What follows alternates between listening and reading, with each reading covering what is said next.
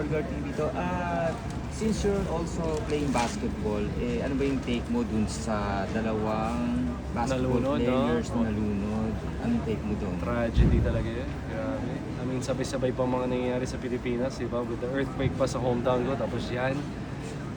It's just yung batang yan, kalaro ko 2 months ago ba yun? Nakalaro ng third floor eh. Yeah, he had a very bright future.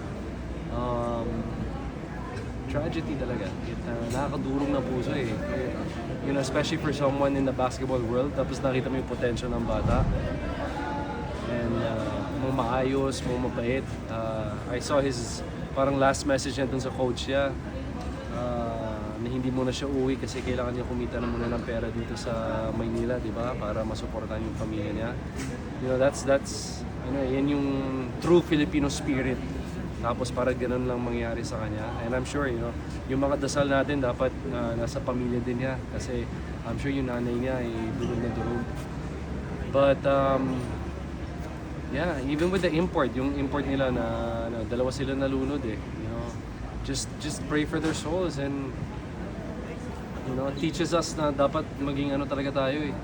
You know, appreciate every moment na meron tayo kasi hindi talaga natin alam. But yeah, it's sad. Hanggang ngayon, hanggang pagising ko kanina, pinaprocess ko pa eh. Kahapon, magkausap kami ng third floor players na kasi kalaro namin sila eh. Siya nung 2 months ago. Pumunta kami ng Davao, kalaro namin siya. I even told him sa game na kasi he had meron siyang isang possession, libreng-libre siya, fast break. Idadunk niya kasi malaking tao yan eh. Idadunk niya pero hindi niya na-shoot. Tapos after the game, sabi ko sa kanya, brother, hindi pwede ganyan ha, player ka. Hindi pwede mamintis mo yan. And sabi ko, oh kuya, next time. Kaya talagang nung nalaman ko, akala ko fake eh. Sabi ko, ha? Nung nalaman ko yung balita, nakakadurog ng puso. Thank you. Okay, next question na. Jensen. Isa pa yun. Grabe, no? Ano yung pinaka-question? Anong pinaka-question? Anong gusto nyo or statement lang, gusto nyo ba? Kamusta? Oo. Well, bago ako in-store po ni Dante, kausap ko yung nanay ko, sa totoo lang. Kausap ko, kinakamusta ko siya doon. Kinakamusta ko siya doon if ano yung sitwasyon niya. Medyo na sira konti yung bahay namin, pero yung bahay kasi namin is about mga 15 minutes away pa sa bayan. 15-20 minutes away pa. So, ang pinaka-tinamada rin yung bayan ng Jensen, even the outskirts, yung Glan, Sarangani. Bukas uwi ako sa Jensen, susunduin ko yung nanay ko, tapos kakamusta ko yung mga kababayan ko, syempre, di ba? I think it's one of the worst earthquakes na nangyari sa history ng Jensen since, I think, 70s pa. You know, it's also, you know, itong opportunity to, I wanna also take the opportunity na parang pakita, na hindi tayo ganun ka-prepared talaga eh. Nakita mo, ang tagal ng, dumating ng tulong, dumating yung instead of itong back and forth, itong mga magulo nangyayari sa bansa natin in terms of power struggle, sana, you know, ginigising tayo ng Panginoon eh. Tanong mo yung nangyari, oh. Diba? Tapos hindi tayo handa. Doble sakit lang sa akin kasi mga kababayan ko yun. Yung bumagsak po na Jollibee, yung nakita nyo, araw-araw ko nandun. Katabi ng school ko yun eh. Araw-araw ko nandun, Fitmart yun eh. It's a parang maliit na mall. Doon ako bumibili ng sapatos ko. Kaya nung nakita ko talagang I mean, I've been trying to go home since the day nung nangyari. Kaso walang commercial flights, the Air Force, punong-puno rin sila kasi ang dami rin nangyayari. So bukas uwi ako and we'll see what happens. Gusto ko makita yung on-ground situation eh. Yeah? Ayun. Since never pa kasi nagkaroon ng interview about you and SRP, so Yeah. kamusta? How is it working with SRP? Oh, malaking karangalan, malaking privilege. I mean, ito ay isang action drama series and who's the king of action? Kung hindi siya, di ba? I mean, and nakita niyo naman kanina, nakipag-collaborate, ang dami namin mga inputs sa scene para paggandahin pa yung eksena.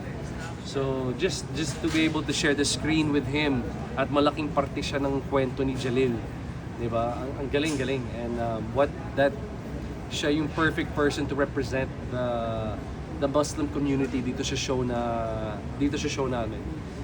Yung mensahe na tinatahak namin ay nagbibigay tayo ng spotlight sa Muslim community Diba? So, for him to represent that and yung character to represent the Muslims, ang laking karangalan. Sorry, Jen, pull out mo. Pupunta? What made you yes dito sa show na Blood versus Beauty? Since yung huli nyong show is same production din na Basta't Kasama Kita. Napaka-iksing usapan lang na nangyari nito kasi nung sinabi nila sa akin na tungkol sa Bangsamoro, tungkol sa Muslim, napakadaling pagpaalam sa Senado kasi may kinalaman ito sa committee ko. Kasi ang committee ko ay sa Muslim Affairs. Hindi na nagkaroon ng maraming usapan. Kagyat na. Kasi may kinalaman sa trabaho. Gaano po ka-importante, sir, yung role na to na ginampanan niyo dito sa Blood versus Beauty? Para sa inyo pa? Ito na yung siguro sa lahat ng role na nagawa ko, ito yung pinakamahalaga.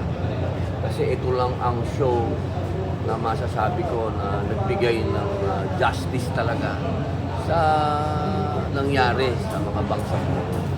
Sa matagal na panahon, hindi naman nagkaroon ng ganitong palabas na nagbigay talaga ng espasyo, nagbigay talaga ng masasabi natin facts kung ano talaga yung nangyayari at nagiging biktima lagi ang Bangsamoro. Kamusta lang po maka-work with Richard and Gerald po dito sa Blood versus Beauty? Yun siguro yung masasabi kong pinaka masaya sa akin. Kasi nung una kong tinanong ko kung sino ba leading lady dyan. Yun ang tanong. Wala daw leading lady. Ha? Walang leading lady. Naku, malungkot yan. Ako. Kasi sinabi nga nila tungkol dito sa Muslim. Sabi ko, wow. Okay yan. Tapos sinabi nila na kasama mo si Gerald. Si Gerald, matagal ko na kasi itong marami kaming project nito sa Coast Guard pa lang hindi natutuloy. Ngayon natuloy. Tapos si Richard naman, tingin ko dyan, bata akong kapatid yan.